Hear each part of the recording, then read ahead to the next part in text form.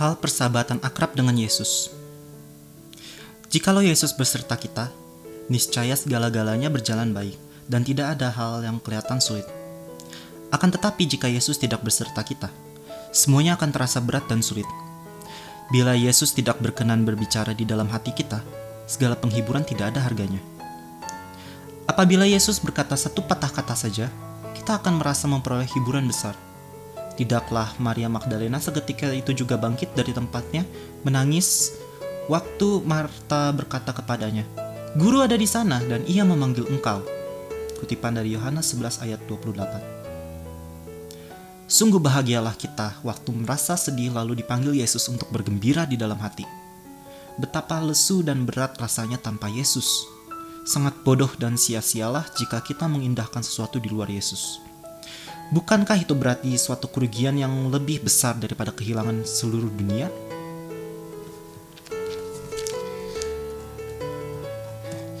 Itu tadi kutipan dari buku Mengikuti Jejak Kristus, karya Thomas A. Kempis, atau bahasa Latinnya De Imitatione Christi.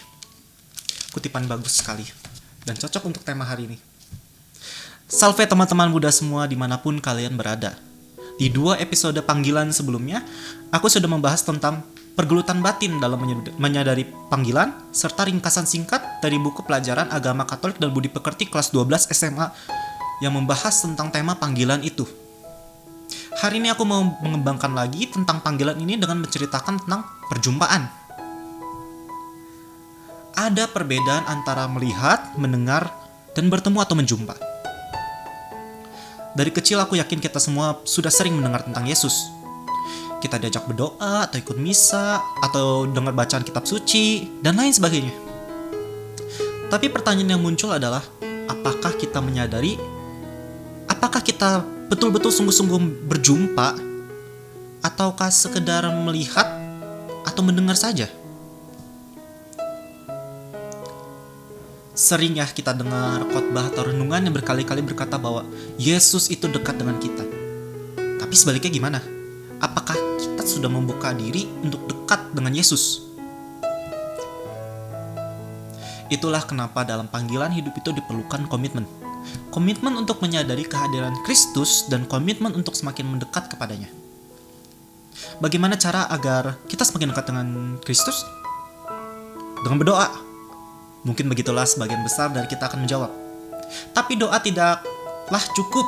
Kita juga perlu berbuat sesuatu. Seperti yang dikatakan dalam Yakobus 2 ayat 17. Saya bacakan ya dari Alkitab online. Demikianlah juga halnya dengan iman. Jika iman itu tidak disertai perbuatan, maka iman itu pada hakikatnya adalah mati.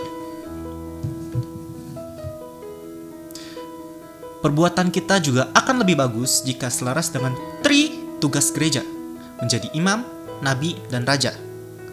Ya, menurut kompendium katekismus gereja Katolik versi yang biasa, bukan yang yukat atau nih saya pegang. Kompendium katekismus gereja Katolik ya, bukan yang yukat ya. Tugas ini bisa saja dilakukan dengan mengikuti ekaristi, lewat pekerjaan kita sehari-hari, lewat bagaimana kita hidup, lewat berkatekese dan kesaksian kita, lewat komunitas, dan lain-lain. Boleh baca di Katekismus Gereja Katolik ya. Ini kompendiumnya tuh di nomor 189 sampai 191.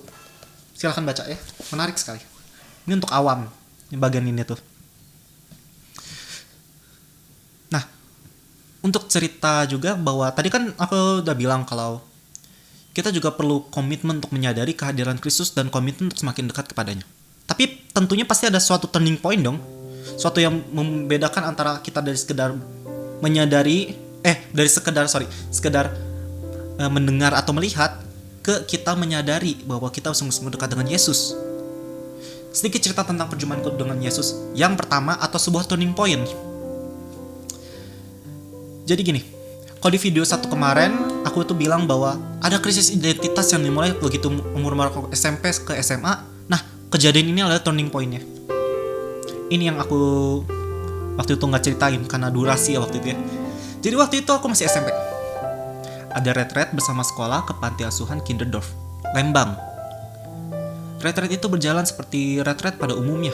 Tapi di retret kali ini, secara khusus, sekolah tuh mengundang pastor untuk memberikan sakramen tobat atau pengakuan dosa buat teman-teman siswa yang beragama Katolik waktu itu. Karena sekolah juga ada juga teman-teman yang Kristen non Katolik atau dari yang agama lain seperti Buddha, Hindu, Islam itu ada di angkatan aku tuh. Entah kenapa, tapi aku tuh kayak jedak-jeduk gitu, kayak jantungnya dek dek dek dek dek gitu di awal gitu, kayak rasa takut yang biasanya nggak aku rasain pas ngaku dosa. Beda aja gitu, kayak kalau biasanya ngaku dosa itu takutnya karena kita mengumbar aib ke orang lain. Ngumbar aib tuh ya sesuatu yang memalukan lah gitu kan, dosa kan memalukan gitu kan.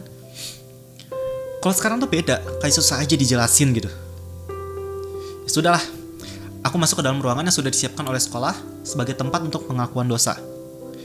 Di sana begitu aku masuk, langsung semeriwing wangi dupa gereja. Padahal di sana nggak ada gitu, kayak dupa gereja nggak kelihatan gitu. Aku udah lihat juga kayak nggak mungkin ini mah wangi aromaterapi, beda gitu. Ya beda ya kalau kayak wangi dupa gereja sama wangi lilin aromaterapi atau yang pewangi elektrik gitu ya, beda pasti, beda, ada bedanya, khas gitu. Ya udah, aku berlutut, ya langsung, makin cepat aja tuh, jantung aku kayak duk duk duk duk duk, makin cepat kayak konser musik rock gitu ya. Ngaku dosa lah aku. Pas beres ngaku dosa, dikasih penitensi, biasalah pastor itu bikin pose kedua telapak tangan di depan yang ngaku dosa gitu ya, ke depan aku, sambil mengucapkan doa atau kalimat yang menghapus dosa. Yang biasa tuh kayak, aduh aku nggak hafal ya, kayak dengan otoritas gereja apa, dengan nama Tuhan apa gitu, aku nggak percaya.